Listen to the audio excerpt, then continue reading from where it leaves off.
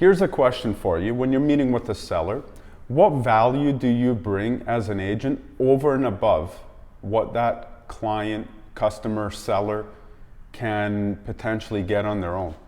Hey, I'm Tony with the Johal Real Estate Team, and you know, I'm not telling you guys something here you don't already know. The KW market, the KW real estate agent market is extremely packed. There's 2,000 agents here in KW locally. We get 50,000 agents from Toronto who come down every year to sell properties down here too.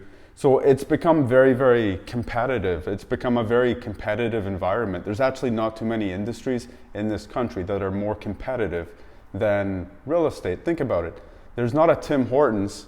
There's not 2,000 Tim Hortons in Waterloo region.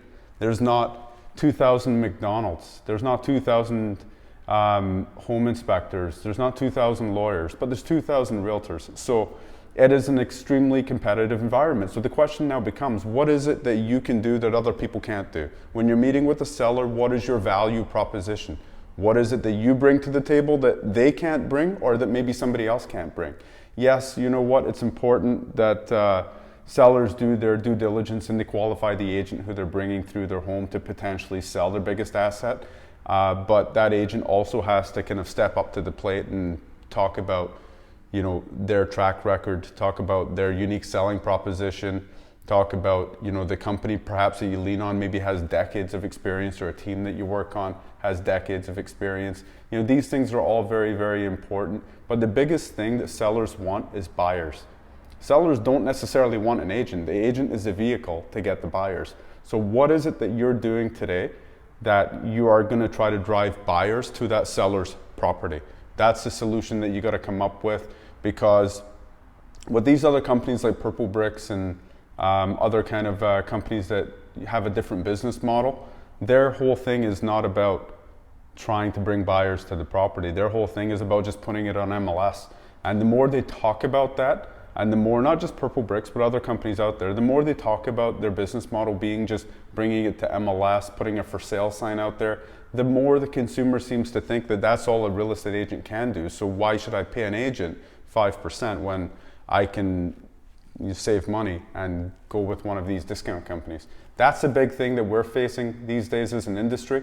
It's not going to get any better. It's only going to become worse as people now have really become reliant on technology. You know, the one thing that the pandemic has taught a lot of people is we can work from home. We're telling people every day to start searching virtually, look at homes virtually. So now we're basically shifting the entire focus of, you know, wait for my email of homes to start searching for homes online. And we're just giving a lot of these bigger platforms an opportunity to really present their value and convenience to the consumer. So that's what I'm talking about when we're face to face with a seller. What value do we bring? What statistical unique selling propositions do we offer? Do we sell for more money? Do we sell faster? Are our homes more likely to sell? Why use a local agent? Local market knowledge. Here's a lot of my marketing here. Here's my track record. Here's my brokerage track record. You know, these are all things that we should be leaning on. But at the end of the day, we've got to ask ourselves that one question. You know, sellers want buyers. We know that. What is it that we're doing to attract buyers to our seller's home? So anyway, just food for thought. Figure I'd share that with you guys. I hope you're well. Have a wonderful Victoria Day long weekend, and hopefully it brightens up for everybody. See you.